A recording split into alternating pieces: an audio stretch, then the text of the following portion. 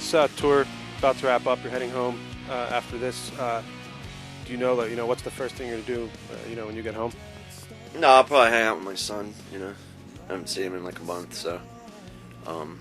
Most of the guys in the band have kids these days, so we miss them in about a month. Is I think the point where you're like, all right, this is fun and all, but I want to get back to the loved ones and all that stuff. So, aside from hanging out with a bunch of knuckleheads from Wilkes-Barre, what is your general pre-show ritual? I have to warm up quite a bit more than I used to when I was like 22 or whatever. So I have to get my fingers loose. So I do that for about a half an hour or so before we play.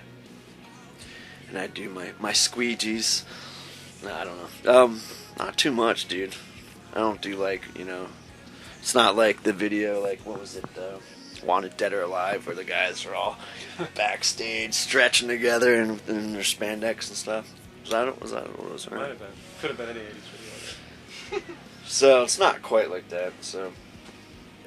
All right. After this tour, you got a short break, and then you have you're going back out 3 days grace, and then you're picking up shows with Nickelback. I know you have a relationship with both of those bands. So what's it like to play with bands like that and forge these relationships over the years with some pretty upper tier bands? Yeah, it's funny. They're all Canadian bands too, right?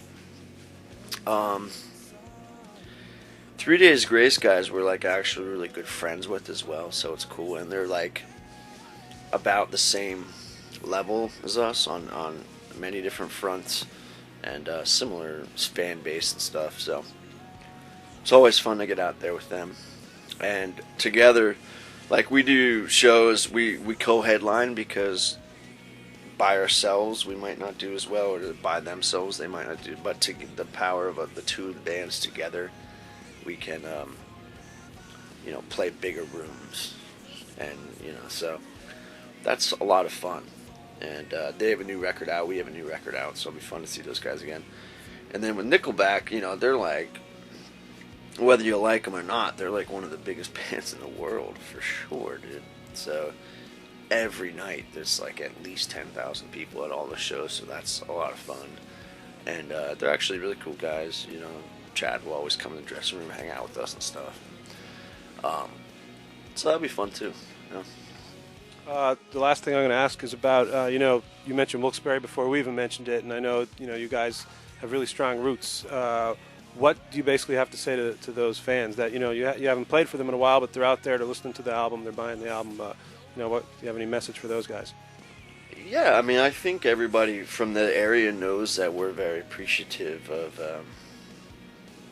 the initial success of the band, and I mean, I don't know where it stands these days, but 10 years ago when I was, playing in nightclubs around Wilkes-Barre, I thought it was a fantastic rock and roll scene. I mean, I'm sure you were at some of those shows too. There was all these clubs to play, and like people would come out in droves on like a Tuesday night, Wednesday night, and it's not quite like that anymore. So I think that all of us were fortunate enough to be at the right place at the right time in that area. And now, you can't. Where do you go to see rock shows anymore? You know what I mean? There's all those places are done. So, yeah, I mean, a lot of that has to do with people coming out in droves early on and creating a buzz, and then record label folk would come down and be like, oh, this band's hot or whatever. So, I don't forget that. The other guys don't either. So.